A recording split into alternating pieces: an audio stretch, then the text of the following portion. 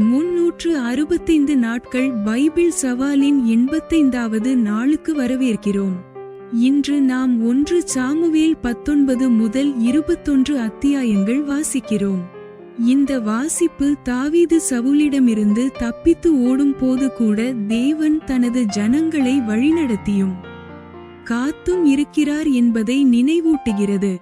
வாழ்க்கை சிரமமான நேரங்களில் கூட தேவனை நம்பி ஒவ்வொரு சவாலிலும் அவருடைய உதவியை நாட வேண்டும் என்பதை இன்றைய வாசிப்பு நமக்கு கற்றுத்தரட்டும். ஆண்டவரே, சோதனைகளின் நேரங்களில் உமது பாதுகாப்பையும் ஞானத்தையும் சார்ந்து வாழ எங்களுக்கு விசுவாசத்தை அளிக்கவும். நம்பிக்கையுடனும் ஜெப மனதுடனும் வாசிப்பை ஆரம்பிப்போம். Welcome to day 85 of the 365 Days Bible Challenge.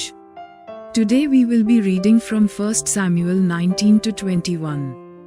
These passages show David facing danger and fleeing from Saul, reminding us that even when life becomes difficult, God is still guiding and protecting His people.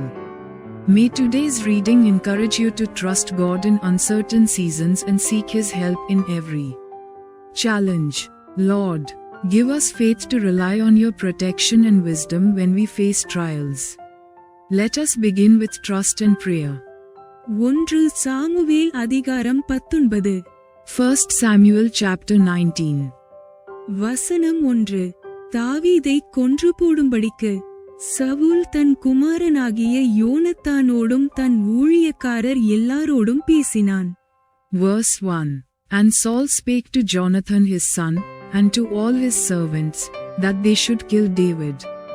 வசனம் 2. சவுலின் குமாரனாகிய யோனத்தானோ தாவீதின் மேல் மிகவும் பிரியமாயிருந்தான். அதனால் யோனத்தான் தாவீதுக்கு அதை அறிவித்து, என் தகப்பனாகிய சவுல் உம்மை கொன்று போட வகை தேடுகிறார். இப்போதும் நாளை காலமே நீர் எச்சரிக்கையாயிருந்து மறைவான இடத்தில் ஒளித்துக் கொண்டிரும். Verse 2. But Jonathan Saul's son delighted much in David. And Jonathan told David, saying, Saul my father seeketh to kill thee. Now therefore, I pray thee, take heed to thyself until the morning, and abide in a secret place, and hide thyself. வசனம் 3. நான் புறப்பட்டு வந்து நீர் வெளியிலிருக்கும் இடத்தில் என் தகப்பன் பக்கத்திலே நின்று உமக்காக என் தகப்பனோடே பேசி நடக்கும் காரியத்தை கண்டு உமக்கு அறிவிப்பேன் என்றான். Verse 3. And I will go out and stand beside my father in the field where thou art, and I will commune with my father of thee, and what I see, that I will tell thee. வசனம் 4. அப்படியே யோனத்தான் தன் தகப்பனாகிய சவுலோடே தாவீதுக்காக நலமாய் பேசி, ராஜா தம்முடைய அடியானாகிய தாவீதுக்கு விரோதமாய் பாவஞ்செய்யாதிருப்பாராக. அவன் உமக்கு விரோதமாக பாவஞ்செய்யவில்லை. அவன் செய்கைகள் உமக்கு மெத்த உபயோகமாயிருக்கிறதே. Verse 4. And Jonathan spake good of David unto Saul his father, and said unto him, Let not the king sin against his servant, against David, because he hath not sinned against thee, and because his works have been to theward very good. வசனம் 5. அவன் தன் பிராணனை தன் கையிலே வைத்துக்கொண்டு அந்த பெலிஸ்தனை கொன்றதினாலே கர்த்தர் இஸ்ரவேலுக்கெல்லாம் பெரிய இரட்சிப்பை கட்டளையிட்டதை நீர் கண்டு சந்தோஷப்பட்டீரே. இப்போதும் முகாந்தரமில்லாமல் தாவீதை கொல்லுகிறதினால் குற்றமில்லாத இரத்தத்திற்கு விரோதமாக நீர் பாவஞ்செய்வானேன் என்றான். Verse 5. For he did put his life in his hand, and slew the Philistine, and the Lord wrought a great salvation for all Israel. Thou savest it, and didst rejoice. Wherefore then wilt thou sin against innocent blood, to slay David without a cause? வசனம் 6. சவுல் யோனத்தானுடைய சொல்லை கேட்டு அவன் கொலை செய்யப்படுவதில்லை என்று கர்த்தருடைய ஜீவனை கொண்டு ஆணையிட்டான். Verse 6. And Saul hearkened unto the voice of Jonathan.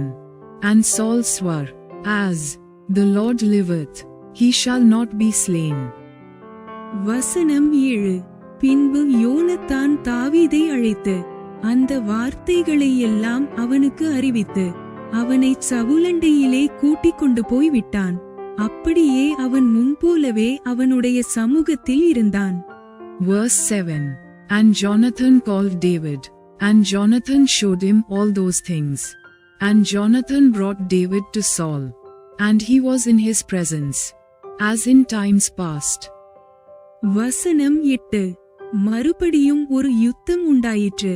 அப்பொழுது தாவீது புறப்பட்டு போய் பெலிஸ்தரோடே யுத்தம் பண்ணி அவர்களுக்குள் மகா சங்காரம் பண்ணினதினால் அவர்கள் அவனுக்கு முன்பாக முறிந்தோடி போனார்கள். Verse 8. And there was war again. And David went out, and fought with the Philistines, and slew them with a great slaughter, and they fled from him.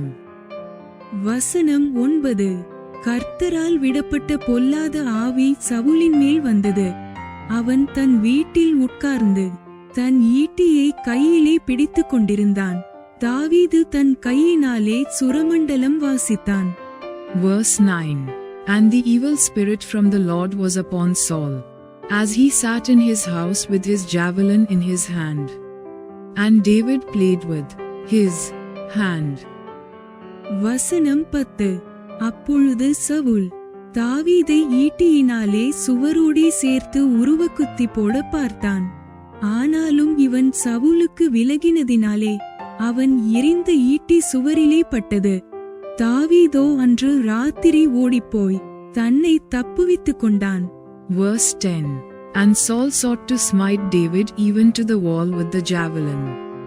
But he slipped away out of Saul's presence, and he smote the javelin into the wall.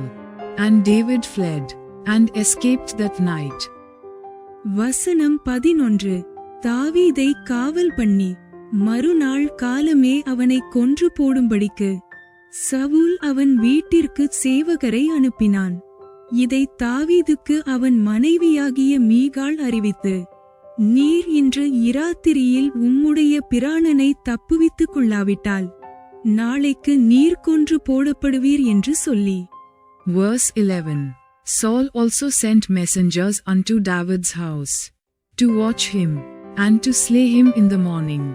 And Michal David's wife told him, saying, If thou save not thy life tonight, tomorrow thou shalt be slain. வசனம் 12. மீகாள் தாவீதை ஜன்னல் வழியாய் இறக்கிவிட்டாள். அவன் தப்பி ஓடிப்போனான். Verse 12. So Michal let David down through a window, and he went, and fled, and escaped. வசனம் 13. மீகாளோ ஒரு சுரூபத்தை எடுத்து கட்டிலின் மேல் வைத்து அதின் தலைமாட்டிலே ஒரு வெள்ளாட்டு தோலை போட்டு துப்பட்டியினால் மூடி வைத்தாள். Verse 13. And Michal took an image, and laid it in the bed, and put a pillow of goat's hair for his bolster, and covered it with a cloth. வசனம் 14. தாவீதை கொண்டுவர சவுல் சேவகரை அனுப்பினபோது அவர் வியாதியாயிருக்கிறார் என்றாள். Verse 14. And when Saul sent messengers to take David, she said, He is sick. வசனம் 15. அப்பொழுது தாவீதை பார்க்கிறதற்கு சவுல் சேவகரை அனுப்பி அவனை கொன்று போடும்படிக்கு கட்டிலோடே அவனை என்னிடத்திற்கு எடுத்துக்கொண்டு வாருங்கள் என்றான். Verse 15. And Saul sent the messengers again to see David, saying, Bring him up to me in the bed, that I may slay him. வசனம் 16. சேவகர் வந்தபோது இதோ சுரூபம் கட்டிலின் மேலும் வெள்ளாட்டுத்தோல் அதின் தலைமாட்டிலும் கிடக்க கண்டார்கள். Verse 16. And when the messengers were come in, behold, there was an image in the bed, with a pillow of goat's hair for his bolster. வசனம் 17. அப்பொழுது சவுல், நீ இப்படி என்னை ஏய்த்து என் பகைஞனை தப்பவிட்டு அனுப்பினது என்ன என்று மீகாளிடத்தில் கேட்டான். மீகாள் சவுலை நோக்கி, என்னை போகவிடு, நான் உன்னை ஏன் கொல்ல வேண்டும் என்று அவர் என்னிடத்தில் சொன்னார் என்றாள். Verse 17. And Saul said unto Michal, Why hast thou deceived me so, and sent away mine enemy, that he is escaped? And Michal answered Saul, He said unto me, Let me go, why should I kill thee? வசனம் 18. தாவீது தப்பி ராமாவிலிருந்த சாமுவேலிடத்திற்கு போய் சவுல் தனக்கு செய்தது எல்லாவற்றையும் அவனுக்கு அறிவித்தான். பின்பு அவனும் சாமுவேலும் போய் நாயோதிலே தங்கியிருந்தார்கள். Verse 18. So David fled, and escaped, and came to Samuel to Ramah, and told him all that Saul had done to him. And he and Samuel went and dwelt in Naioth. வசனம் 19. தாவீது ராமாவுக்கடுத்த நாயோதிலே இருக்கிறான் என்று சவுலுக்கு அறிவிக்கப்பட்டது. Verse 19. And it was told Saul, saying, Behold, David is at Naioth in Ramah. வசனம் 20. அப்பொழுது சவுல் தாவீதை கொண்டுவரச் சேவகரை அனுப்பினான். அவர்கள் தீர்க்கதரிசனம் சொல்லுகிற தீர்க்கதரிசிகளின் கூட்டத்தையும் சாமுவேல் அவர்களின் தலைவனாக நிற்கிறதையும் கண்டார்கள். அப்பொழுது சவுலினுடைய சேவகரின் மேல் தேவனுடைய ஆவி இறங்கினதினால் அவர்களும் தீர்க்கதரிசனம் சொன்னார்கள். Verse 20. And Saul sent messengers to take David.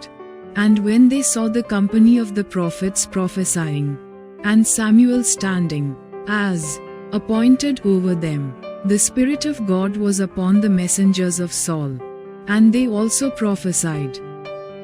வசனம் 21. இது சவுலுக்கு அறிவிக்கப்பட்ட போது அவன் வேறே சேவகரை அனுப்பினான். அவர்களும் தீர்க்கதரிசனம் சொன்னார்கள். மூன்றாந்தரமும் சவுல் சேவகரை அனுப்பினான். அவர்களும் தீர்க்கதரிசனம் சொன்னார்கள். Verse 21. And when it was told Saul, he sent other messengers, and they prophesied likewise. And Saul sent messengers again the third time, and they prophesied also. வசனம் 22. அப்பொழுது அவனும் ராமாவுக்கு போய் சேக்குவிலிருக்கிற பெரிய கிணற்றண்டையிலே வந்து சாமுவேலும் தாவீதும் எங்கே என்று கேட்டான். அதோ ராமாவுக்கடுத்த நாயோதிலே இருக்கிறார்கள் என்று சொல்லப்பட்டது. Verse 22.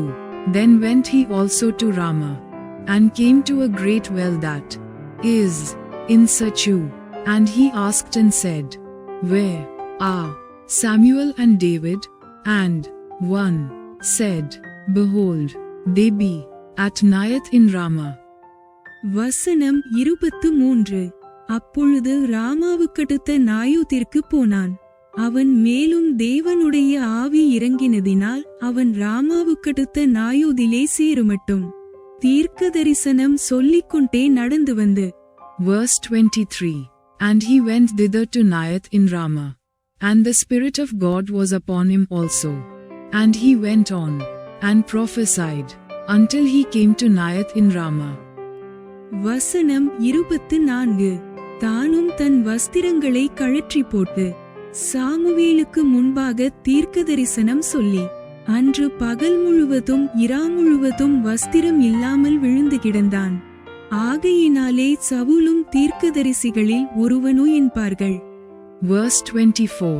And he stripped off his clothes also, and prophesied before Samuel in like manner, and lay down naked all that day and all that night.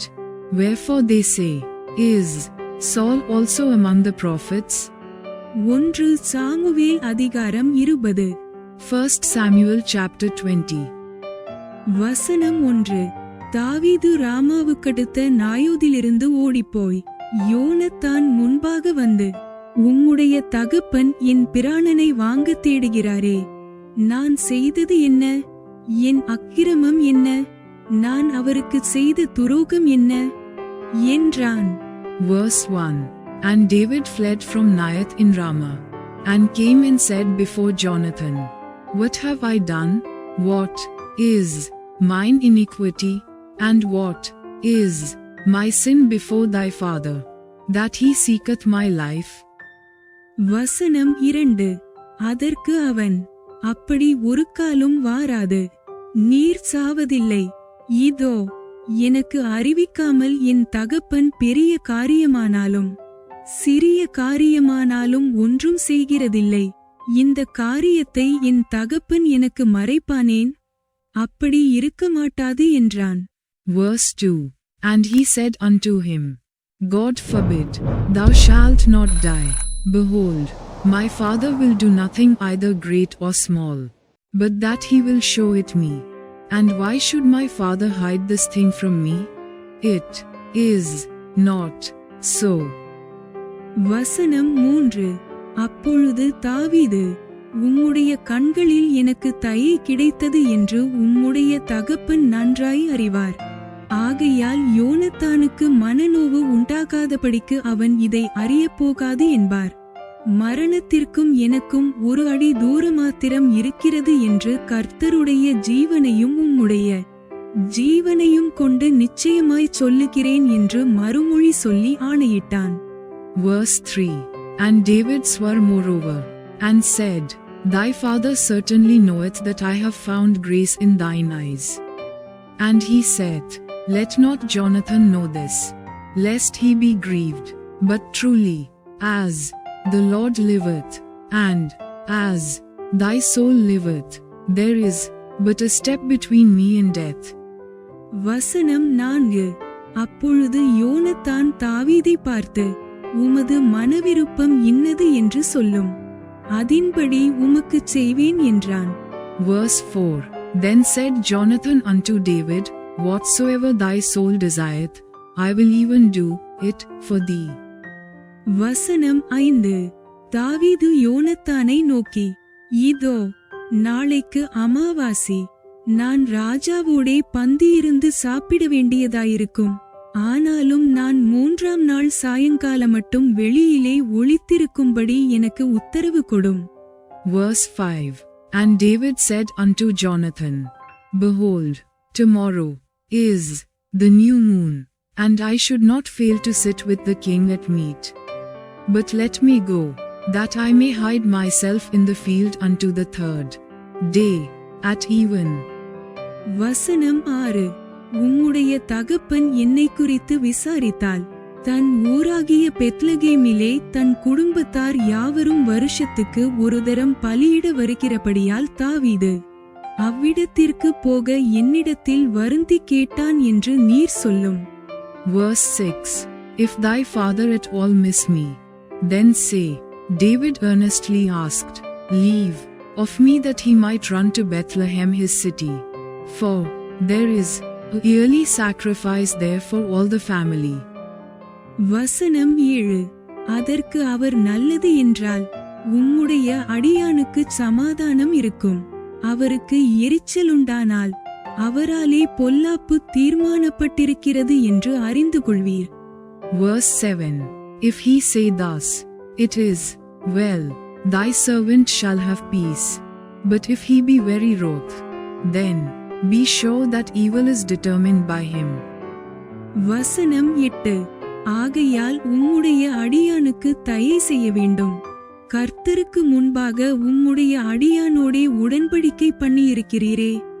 என்னில் ஒரு அக்கிரமம் இருந்ததேயானால் நீரே என்னை கொன்று போடும். நீர் என்னை உம்முடைய தகப்பனிடத்துக்கு கொண்டு போக வேண்டியது என்ன என்றான். Verse 8. Therefore thou shalt deal kindly with thy servant, for thou hast brought thy servant into a covenant of the Lord with thee. Notwithstanding, if there be in me iniquity, slay me thyself, for why shouldest thou bring me to thy father? வசனம் 9.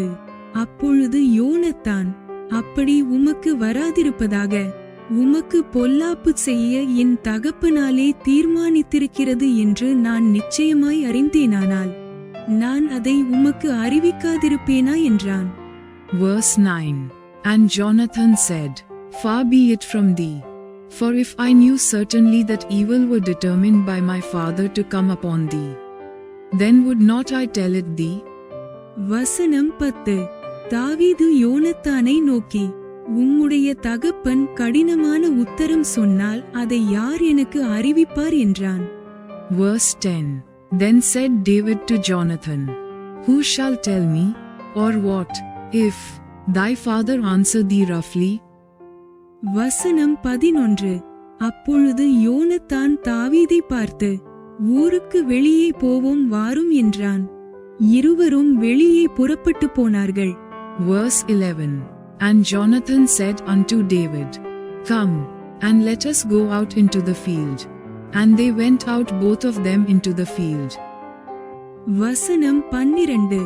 அப்பொழுது யோனத்தான் இஸ்ரவேலின் தேவனாகிய கர்த்தரை முன்னிட்டு தாவீதை நோக்கி, நான் நாளையாவது மறுநாளிலாவது என் தகப்பனுடைய மனதை அறிந்து கொண்டு அவர் தாவீதின் மேல் தயவாயிருக்கிறார் என்று கண்டோம்.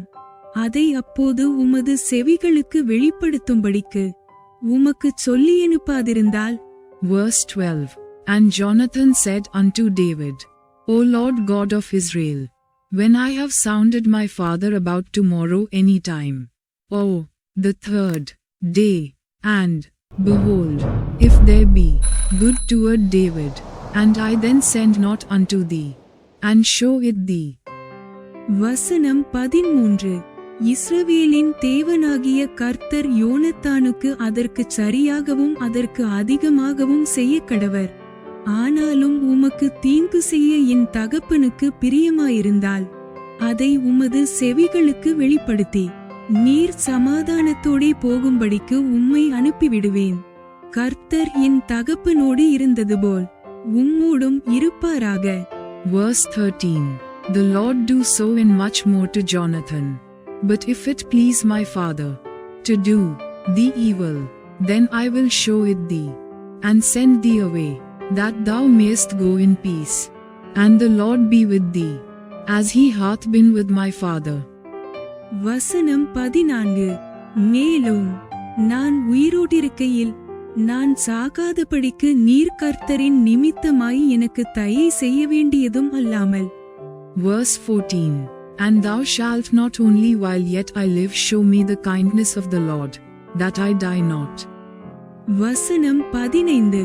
கர்த்தர் தாவீதின் சத்துருக்களாகிய ஒவ்வொருவரையும் பூமியின் மேல் ராதபடிக்கு வேர் அறுக்கும் போதும் நீர் என்றைக்கும் உமது தயவை என் வீட்டை விட்டு அகற்றிவிடாமலும் இருக்க வேண்டும் என்றான். Verse 15. But also thou shalt not cut off thy kindness from my house forever. No, not when the Lord hath cut off the enemies of David every one from the face of the earth. வசனம் 16.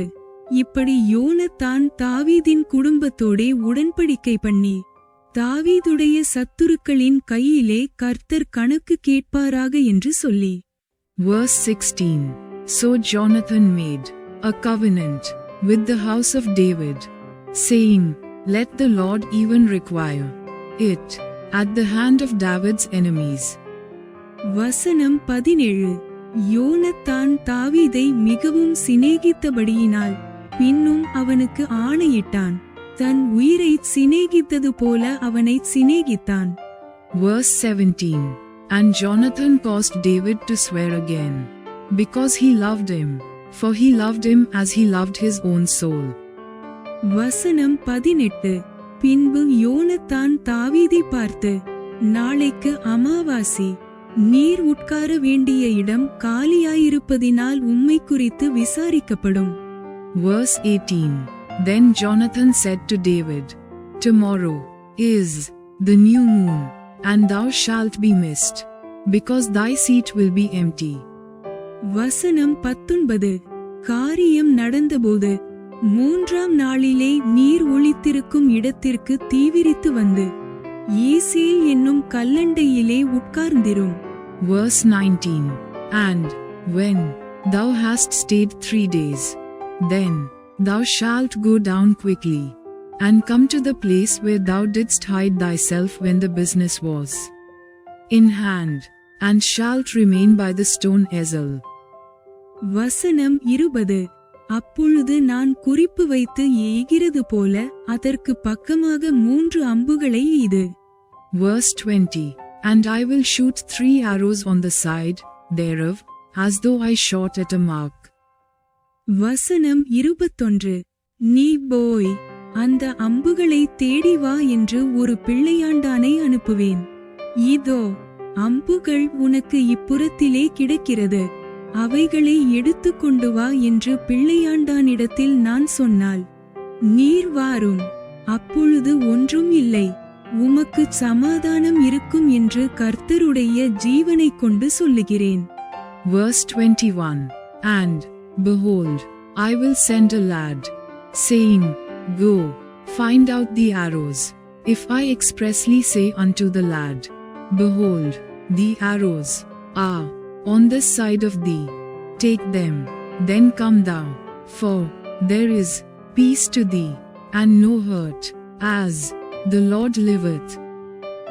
வசனம் 22.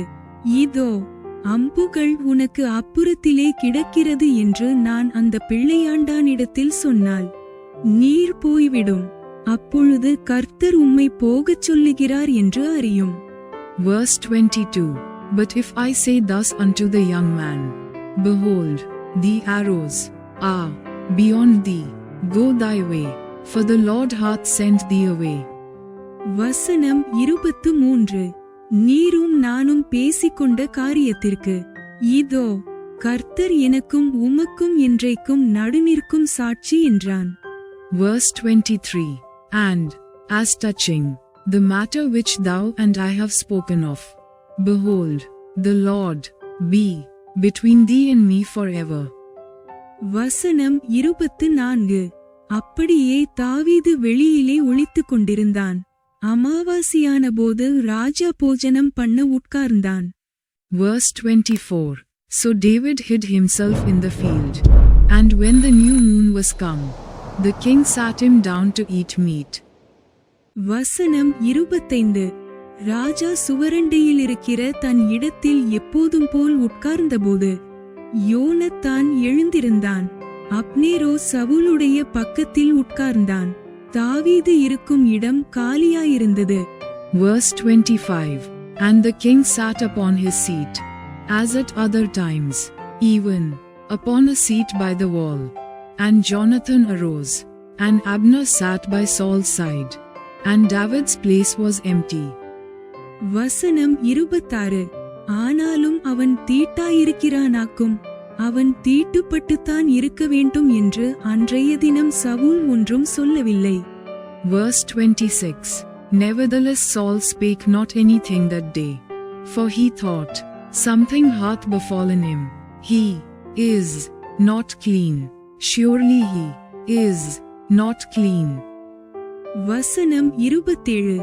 அமாவாசிக்கு மறுநாளிலும் தாவீது இருக்கும் இடம் காலியாயிருந்தது. அப்பொழுது சவுல், ஈசாயின் மகன் நேற்றும் இன்றும் போஜனத்துக்கு வராதே போனது என்ன என்று தன் குமாரனாகிய யோனத்தானை கேட்டான். Verse 27. And it came to pass on the morrow, which was the 2nd day of the month, that David's place was empty. And Saul said unto Jonathan his son, Wherefore cometh not the son of Jesse to meat, neither yesterday, nor today? வசனம் 28. யோனத்தான் சவுலுக்கு பிரதியுத்தரமாக, Bethlehem மட்டும் போக தாவீது என்னிடத்தில் வருந்தி கேட்டு. Verse 28. And Jonathan answered Saul, David earnestly asked leave of me to go to Bethlehem. வசனம் 29. அங்கே நான் போக வேண்டும், எங்கள் குடும்பத்தார் ஊரிலே பலியிடப் போகிறார்கள், என் தமையன் என்னை வரும்படி கட்டளையிட்டார், உம்முடைய கண்களில் எனக்கு தயை கிடைத்ததானால் நான் என் சகோதரரை பார்க்கிறதற்கு போக எனக்கு உத்தரவு கொடும் என்றான். இதனாலேதான் அவன் ராஜாவின் பந்திக்கு வரவில்லை என்றான். Verse 29. And he said, Let me go, I pray thee, for our family hath a sacrifice in the city, and my brother, he hath commanded me to be there. And now, if I have found favor in thine eyes, let me get away, I pray thee, and see my brethren. Therefore he cometh not unto the king's table. வசனம் 30. அப்பொழுது சவுல் யோனத்தான் மேல் கோபமுண்டவனாகி அவனை பார்த்து, இரண்டகமும் மாறுபாடும் உள்ளவளின் மகனே, நீ உனக்கு வெட்கமாகவும் உன் தாயின் மானத்திற்கு வெட்கமாகவும் ஈசாயின் மகனை தோழனாக தெரிந்து கொண்டிருக்கிறதை நான் அறியேனோ? Verse 30. Then Saul's anger was kindled against Jonathan. And he said unto him, Thou son of the perverse rebellious woman, do not I know that thou hast chosen the son of Jesse to thine own confusion, and unto the confusion of thy mother's nakedness? வசனம் 31. ஈசாயின் மகன் பூமியின் மேல் உயிரோட்டிருக்கும் நாள் வரையும் நீயானாலும் உன் ராஜ்யபாரமானாலும் நிலைப்படுவதில்லை. இப்போதே அவனை அழைப்பித்து என்னிடத்தில் கொண்டு வா, அவன் சாக வேண்டும் என்றான். Verse 31. For as long as the son of Jesse liveth upon the ground, thou shalt not be established, nor thy kingdom. Wherefore now send and fetch him unto me, for he shall surely die. வசனம் 32. யோனத்தான் தன் தகப்பனாகிய சவுலுக்கு பிரதியுத்தரமாக, அவன் ஏன் கொல்லப்பட வேண்டும்? அவன் என்ன செய்தான் என்றான். Verse 32. And Jonathan answered Saul his father, and said unto him, Wherefore shall he be slain? What hath he done? வசனம் 33. அப்பொழுது சவுல் அவனை குத்தி போட அவன் மேல் ஈட்டியை எறிந்தான். ஆகையால் தாவீதை கொன்று போட தன் தகப்பன் தீர்மானித்திருக்கிறான் என்பதை யோனத்தான் அறிந்து கொண்டு. Verse 33. And Saul cast a javelin at him to smite him, whereby Jonathan knew that it was determined of his father to slay David. வசனம் 34. கோபதாபமாய் பந்தியை விட்டு எழுந்திருந்து போய் அமாவாசியின் மறுநாளாகிய அன்றைய தினம் போஜனம் பண்ணாதிருந்தான். தன் தகப்பன் தாவீதை நிந்தித்துச் சொன்னது அவனுக்கு மனநோவாயிருந்தது. Verse 34. So Jonathan arose from the table in fierce anger, and did eat no meat the second day of the month, for he was grieved for David, because his father had done him shame. வசனம் 35.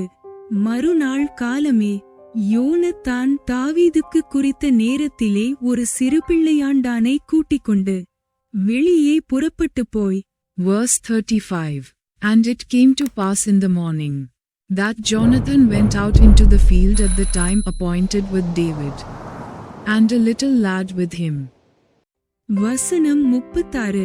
பிள்ளையாண்டானை நோக்கி, நீ ஓடி நான் எய்கிற அம்புகளை தேடி எடுத்துக்கொண்டு வா என்று சொல்லி, அந்த பிள்ளையாண்டான் ஓடும்போது அவனுக்கு அப்பாலே போகும்படி ஒரு அம்பை எய்தான். Verse 36. And he said unto his lad, Run, find out now the arrows which I shoot. And, as the lad ran, he shot an arrow beyond him. வசனம் 37. யோனத்தான் எய்த அம்பிருக்கும் இடமட்டும் பிள்ளையாண்டான் போனபோது, அம்பு உனக்கு இன்னும் அப்பால் இருக்கிறது அல்லவா என்று யோனத்தான் பிள்ளையாண்டானுக்கு பிறகே இருந்து கூப்பிட்டான். Verse 37. And when the lad was come to the place of the arrow which Jonathan had shot, Jonathan cried after the lad, and said, Is not the arrow beyond thee? வசனம் 38. நீ தரித்து நிற்காமல் தீவிரித்து பொட்டெனப்போ என்றும் யோனத்தான் பிள்ளையாண்டானுக்கு பிறகே இருந்து கூப்பிட்டான். அப்படியே யோனத்தானின் பிள்ளையாண்டான் அம்புகளை பொறுக்கி தன் எஜமானிடத்தில் கொண்டு வந்தான். Verse 38. And Jonathan cried after the lad, Make speed, haste, stay not. And Jonathan's lad gathered up the arrows, and came to his master. வசனம் 39. அந்த காரியம் யோனத்தானுக்கும் தாவீதுக்கும் தெரிந்திருந்ததேயல்லாமல் அந்த பிள்ளையாண்டானுக்கு ஒன்றும் தெரியாதிருந்தது. Verse 39. But the lad knew not anything, only Jonathan and David knew the matter. வசனம் 40.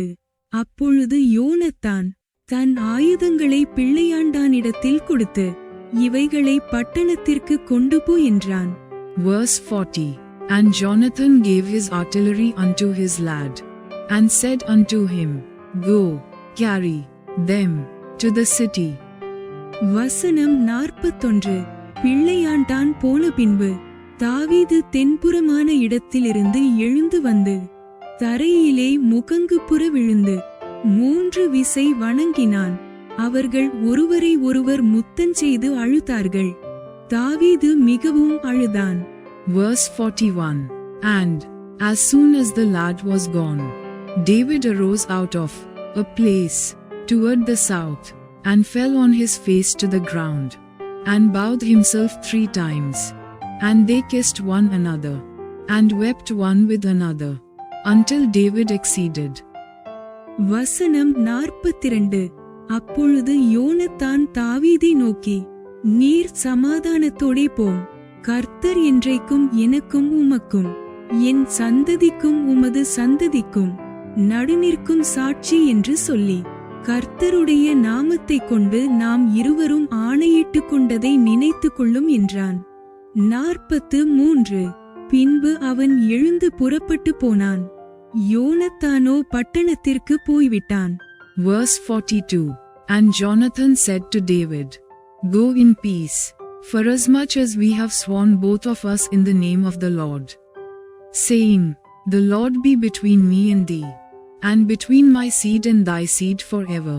And he arose and departed, and Jonathan went into the city. 1 Samuel அதிகாரம் 21. 1 Samuel chapter 21. வசனம் 1. தாவீது நோபிலிருக்கிற ஆசாரியனாகிய அகிமெலேக்கினிடத்தில் போனான். அகிமெலேக்கு நடுக்கத்தோடே தாவீதுக்கு எதிர்கொண்டு போய், ஒருவரும் உம்மோடே கூட வராமல் நீர் ஒண்டியாய் வருகிறது என்ன என்று அவனை கேட்டான். Verse 1. Then came David to Nob to Ahimelech the priest. And Ahimelech was afraid at the meeting of David, and said unto him, Why art thou alone, and no man with thee? வசனம் 2. தாவீது ஆசாரியனாகிய அகிமெலேக்கை பார்த்து, ராஜா எனக்கு ஒரு காரியத்தை கட்டளையிட்டு, நான் உன்னை அனுப்பின காரியமும் உனக்கு கட்டளையிட்டதும் இன்னதென்று ஒருவரும் அறியாதிருக்க வேண்டும் என்று என்னோடே சொன்னார். இன்னை இதத்திற்கு வரவேண்டும் என்று சேவகருக்கு சொல்லியிருக்கிறேன். Verse 2. And David said unto Ahimelech the priest, The king hath commanded me a business, and hath said unto me, Let no man know anything of the business whereabout I send thee, and what I have commanded thee. And I have appointed my servants to such and such a place. வசனம் 3. இப்போதும் உம்முடைய கையில் இருக்கிறது என்ன? 5 அப்பமாகிலும் என்னவாகிலும் இருக்கிறதை என் கையிலே கொடும் என்றான். Verse 3. Now therefore what is under thine hand? Give me 5 loaves of bread in mine hand, or what there is present. வசனம் 4. ஆசாரியன் தாவீதுக்கு பிரதியுத்தரமாக, பரிசுத்த அப்பம் இருக்கிறதே ஒழிய சாதாரண அப்பம் என் கையில் இல்லை. வாலிபர் ஸ்திரீகளோடே மாத்திரம் சேராதிருந்தால் கொடுப்பேன் என்றான். Verse 4. And the priest answered David, and said, There is no common bread under mine hand, but there is hallowed bread, if the young men have kept themselves at least from women. வசனம் 5. தாவீது ஆசாரியனுக்கு பிரதியுத்தரமாக, நான் புறப்படுகிறதற்கு முன் நேற்றும் முந்தானாளும் ஸ்திரீகள் எங்களுக்கு விலக்கமாயிருந்தார்கள். வாலிபருடைய அசம்பிகளும் சுத்தமாயிருக்கிறது. இன்றைய தினம் வேறே அப்பம் பாத்திரத்தில் பிரதிஷ்டை பண்ணப்பட்டதினால் இது சாதாரணமாயிற்றே என்றான். Verse 5. And David answered the priest, and said unto him, Of a truth women have been kept from us about these 3 days, since I came out, and the vessels of the young men are holy, and the bread is in a manner common, yea, though it was sanctified this day in the vessel. வசனம் 6. அப்பொழுது கர்த்தருடைய சந்நிதியிலிருந்து எடுக்கப்பட்ட சமூகத்தப்பங்களைத் தவிர வேறே அப்பம் அங்கே ராதபடியினால் ஆசாரியன் அவனுக்கு பரிசுத்த அப்பத்தை கொடுத்தான். அவைகள் எடுக்கப்படுகிற நாளிலே அதற்கு பதிலாக சூடான அப்பம் வைக்கப்படும். Verse 6. So the priest gave him hallowed bread, For there was no bread there but the showbread, that was taken from before the Lord, to put hot bread in the day when it was taken away. வசனம் 7. சவுலுடைய வேலைக்காரரில் ஏதோமியனாகிய தோவேக்கு என்னும் பேருள்ள ஒருவன் அன்றைய தினம் அங்கே கர்த்தருடைய சந்நிதியில் தடைப்பட்டிருந்தான். அவன் சவுலுடைய மேய்ப்பருக்கு தலைவனாயிருந்தான். Verse 7. Now a certain man of the servants of Saul was there that day, detained before the Lord, and his name was Dog, an Edomite, the chiefest of the herdmen that belonged to Saul. வசனம் 8. தாவீது அகிமெலேக்கை பார்த்து, இங்கே உம்முடைய வசத்தில் ஒரு ஈட்டியானாலும் பட்டயமானாலும் இல்லையா? ராஜாவின் காரியம் அவசரமானபடியினால் என் பட்டயத்தையாகிலும் என் ஆயுதங்களையாகிலும் நான் எடுத்துக்கொண்டு வரவில்லை என்றான். Verse 8. And David said unto Ahimelech, And is there not here under thine hand spear or sword? For I have neither brought my sword nor my weapons with me, because the king's business required haste. வசனம் 9. அதற்கு ஆசாரியன், நீர் ஏலே பள்ளத்தாக்கிலே கொன்ற பெலிஸ்தனாகிய கோலியாத்தின் பட்டயம் இதோ ஏபோத்துக்கு பின்னாக ஒரு புடவையிலே சுருட்டி வைத்திருக்கிறது. அதை நீர் எடுக்க மனதானால் எடுத்துக்கொண்டு போம். அதுவே அல்லாமல் வேறொன்றும் இங்கே இல்லை என்றான். அப்பொழுது தாவீது, அதற்கு நிகரில்லை, அதை எனக்கு தாரும் என்றான். Verse 9. And the priest said, The sword of Goliath the Philistine, whom thou slewest in the valley of Elah, behold, it is here, wrapped in a cloth behind the ephod. If thou wilt take that, take it, for there is no other save that here. And David said, There is none like that, give it me. வசனம் 10. அன்றைய தினம் தாவீது எழுந்து சவுலுக்கு தப்பியோடி காத்தின் ராஜாவாகிய ஆகீச்சிடத்தில் போனான். Verse 10. And David arose and fled that day for fear of Saul, and went to Achish the king of Gath. வசனம் 11. ஆகீச்சின் ஊழியக்காரர் அவனை பார்த்து, தேசத்து ராஜாவாகிய தாவீது இவன் அல்லவோ? சவுல் கொன்றது 1000, தாவீது கொன்றது 10,000 என்று இவனை குறித்தல்லவோ ஆடல் பாடலோடே கொண்டாடினார்கள் என்றார்கள். Verse 11. And the servants of Achish said unto him, Is not this David the king of the land? Did they not sing one to another of him in dances, saying, Saul hath slain his thousands, and David his 10,000s? வசனம் 12. இந்த வார்த்தைகளை தாவீது தன் மனதிலே வைத்துக்கொண்டு காத்தின் ராஜாவாகிய ஆகீசுக்கு மிகவும் பயப்பட்டு. Verse 12. And David laid up these words in his heart, and was so afraid of Achish the king of Gath. வசனம் 13.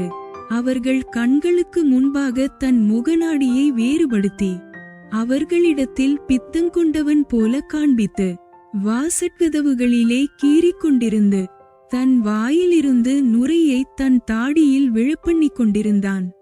Verse 13. And he changed his behavior before them, and feigned himself mad in their hands, and scrabbled on the doors of the gate, and let his spittle fall down upon his beard. வசனம் 14. அப்பொழுது ஆகீஸ் தன் ஊழியக்காரரை நோக்கி, இதோ இந்த மனுஷன் பித்தங்கொண்டவன் என்று காண்கிறீர்களே, இவனை நீங்கள் என்னிடத்தில் கொண்டு வந்தது என்ன? Verse 14. Then said Achish unto his servants, Lo, ye see the man is mad. Wherefore, then, have ye brought him to me? வசனம் 15. எனக்கு முன்பாக பைத்திய சேஷ்டை செய்ய நீங்கள் இவனை கொண்டு வருகிறதற்கு பைத்தியக்காரர் எனக்கு குறைவாயிருக்கிறார்களோ? இவன் என் வீட்டிலே வரலாமா என்றான். Verse 15. Have I need of madmen, that ye have brought this fellow to play the madman in my presence? Shall this fellow come into my house?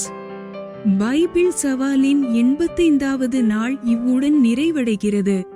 இன்றைய வாசிப்பு பாதை தெளிவாக இல்லாத நேரங்களிலும் தேவன் உங்களுடன் இருக்கிறார் என்றும் அவரது பாதுகாப்பு ஒருபோதும் தோல்வியுறாது என்றும் நினைவூட்டட்டும்.